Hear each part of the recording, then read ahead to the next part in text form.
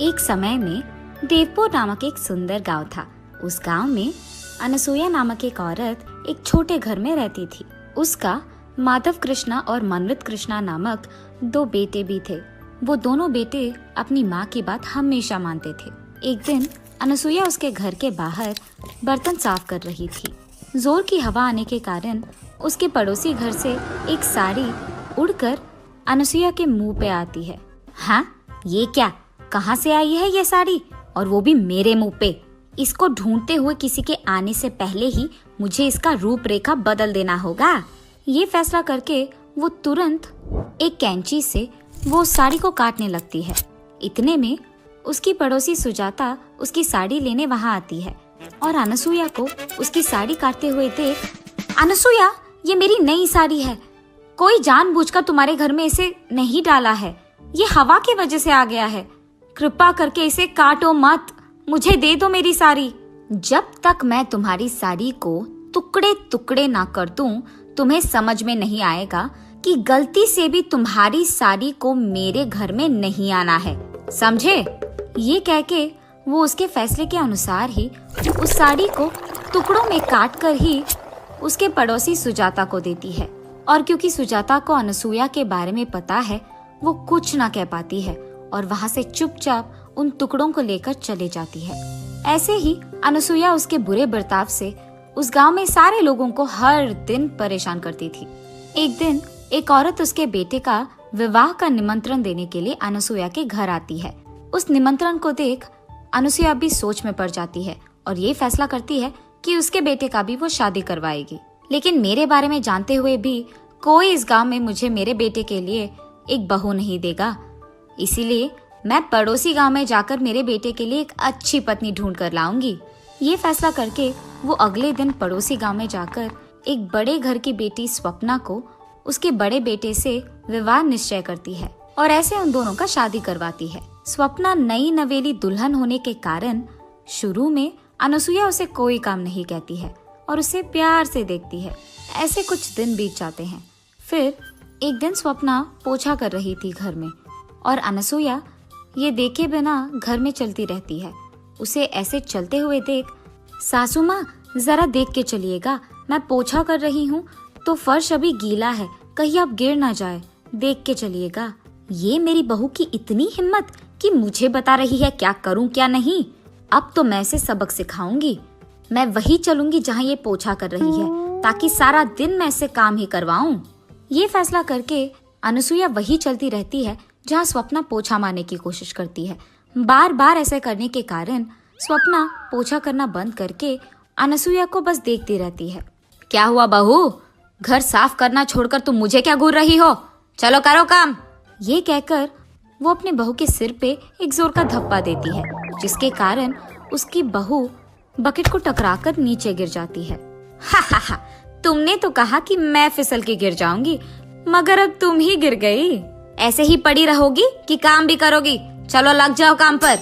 ये कहकर वो हंसते हुए उसके कमरे में चले जाती है।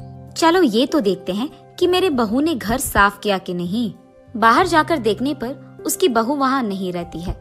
ढूंढने पर उसकी बहू उसके कमरे में सोते हुए दिखती है। तब अनसुया वहाँ जाकर उसके कंबल को जोर से खींचती है, जिसके कारण उसकी बहू स्वप्ना नीचे गिर जाती है। हाँ, क्या हुआ सासू माँ? मैं सो रही थी और आपने मुझे नीचे गिरा दिया। तुम सो कैसे रही हो? तुमने क्या सोचा घर का काम हो गया? खाना कौन पकाएगा? जाकर खाना बनाओ। उसके ऐसे जोर से चिल्लाने के कारण स्वप्ना उठकर खाना बनाने में लग जाती है। ऐसे ही अनसुया हर रोज उसकी बहू स्वप्ना को कोई न कोई कारण लेकर उसे दुख पहुंचाती ही रहती थी और भला बुरा कहती थी। और दूसरी तरफ स्वप्ना उसकी सासू माँ को कुछ न कह पाने के कारण चुप ही रहती थी। ऐसे कुछ दिन बीत जाते हैं। एक दिन अनसुया उसके घर में टीवी देख रही थी और अचानक उसका छोटा बेटा शादी करके बहू को उसके साथ घर ले आता है। ये देख अनसुया चौंक जाती है। मनवित, मुझे तुमने एक भी बात बताए बिना शादी कर लिया? तुम क्या समझ रहे थे? माँ, आप मेरा यकीन कीजिए, अगर आपको पता चला कि मैंने ये शादी क्यों किया तो आप बहुत खुश होंगी। पहले हमें अंदर तो आने दो।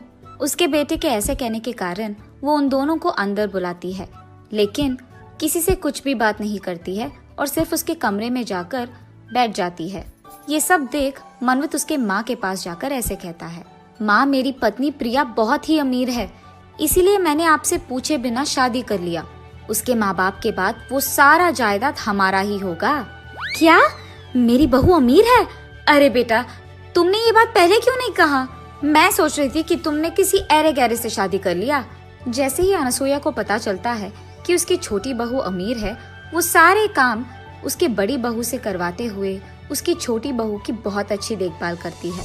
एक दिन जब उसकी बड़ी बहू काम कर रही थी, अनसुईया उसके पास जाकर ऐसे कहती है, ए स्वप्ना, कितनी देर पकाओगी खाना ऐसे? मेरी छोटी बहू भूखी होगी शायद, मुझे जल्दी जाकर उसे खाना देना होगा, जल्दी करो। ऐसे कहती ही रहती है कि वहाँ से गुजरते हुए प्रिया को ये सारी बातें सुनाई देती है। फिर प्रिया उसके मन में ऐसे सोचती है, हाँ, तो इसीलिए मेरी सासू माँ मेरी इतनी अच्छी ख्याल रखती है, क्योंकि मैं अमीर हूँ, वरना मुझे भी उसकी बड़ी बहू की तरह सारे काम करवाते हुए दुख पहुँचाती थी। ये सोचकर वो उसके कमरे में चले जाती है। जब सासू माँ प्रिया के कमरे में जाकर उसे खाना देती है, तब प्रिया खाना खाते हुए ऐसे कहती है, सासू माँ, ये सारे व्यंजन ना बहुत ही स्वादिष्ट है। हाँ बेटी, ये सारे व्यंजन ना मैं ही करती हूँ हर रोज। इस घर में सालों से खाना मैं ही पका रही हूँ। मेरे दोनों बेटों को भी मेरे हाथ का खाना ही बहुत पसंद है। तुम्हें जब भी कुछ चाहिए ना, बस मुझे एक आवाज दो, मैं तुम्हारे लिए वो बना दूंगी। हाँ, मेरी सासू माँ को पता नहीं है कि मुझे पता है कि वो झूठ कह रही है। मैंने तो उनका असली स्वरूप देख लिया। अब देखो मैं उन्हें कैसे दौड़ाऊंगी। ऐसा कुछ करूंगी कि इनको आराम करने का 1 मिनट का वक्त भी ना मिले। ये फैसला करके वो अगले दिन उसकी सास के पास जाकर ऐसे कहती है, सासू माँ, आज मुझे गरम गरम वड़ा खाने का मन कर रहा है, आप मेरे लिए बनाएंगे? मैं भी आपके पास खड़े होके सीखूंगी कि कैसे बनाते हैं। अरे रे, अब तो मैं अपने बड़े बहू से भी ये बनवा नहीं पाऊंगी, क्योंकि ये लड़की तो मेरे बगल में खड़े रहना चाहती है जब मैं वड़ा बनाऊंगी। अब तो मुझे खुद से ही करना होगा। और ऐसे वो खुद प्रिया के लिए वड़ा बनाने लगती है।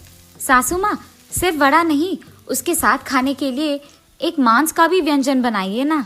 ऐसे प्रिया तब से हर दिन कोई ना कोई काम उसके सासू माँ से करवाती रहती है। ऐसे ही एक दिन प्रिया उसके सासू माँ से पकौड़ी बनवाती है और अनसुईया उसके बहू के लिए पकौड़ी बनाते हुए उससे ऐसे कहती, बेटी, तुम्हारा पति ना इसी गांव में कोई अच्छा व्यापार करना चाहता है, इसीलिए तुम एक काम करो, अपने घर जाके कुछ निवेश के पैसे लेके आना बेटा, तभी तुम्हारा पति कुछ कर पाएगा। सासू माँ, आपको अभी भी शर्म नहीं आया? मैं जानबूझकर आपसे ये सब काम करवा रही हूँ और फिर भी आप मुझसे कह रहे हो कि मैं पैसे लाऊं? आपको क्या लगा कि मैं आपके बड़ी बहू की तरह आप जो भी कहे मान लूंगी? नहीं होगा। क्या तुम ये सब जानबूझकर कर रही थी? अब देखो तुम्हारा मैं क्या हाल करूंगी।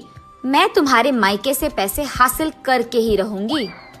ये फैसला करके वो रोते हुए उसके छोटे बेटे के पास जाकर जो भी हुआ बोलती है, माँ, आप फिक्र मत कीजिए, आप जैसे सोच रही हैं वैसे ही होगा।